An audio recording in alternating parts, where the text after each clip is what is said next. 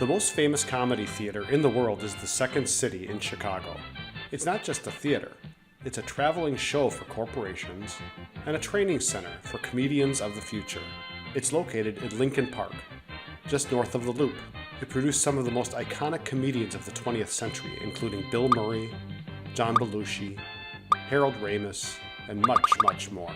It hasn't, however, been producing many iconic comedians in this age of woke comedy, because the only thing funnier than woke comedy is everything.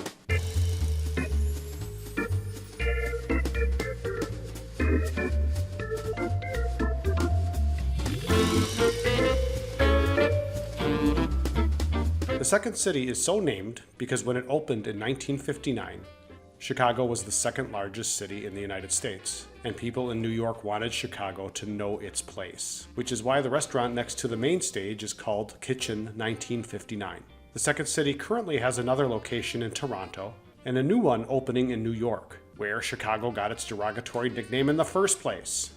They used to have one on Hollywood Boulevard in Los Angeles, but it closed down a couple of years ago. I guess they couldn't compete with all the tours given by con artists. The comedic energy at the Second City is potent. Even the building is funny.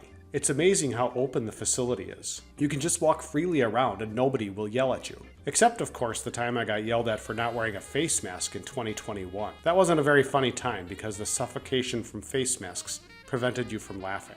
All the stairways, corridors, and chairs on the ceiling are like MC Escher's Relativity.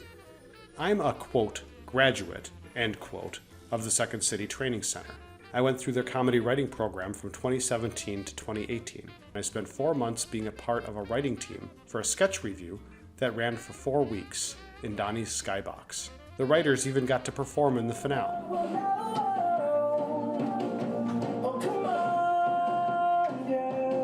It was one of the happiest times of my life because I got to hang out with other funny people every week for a whole year. And I got to hang out with them at the Second City, where the comedic energy is extremely potent. Except the woke comedy.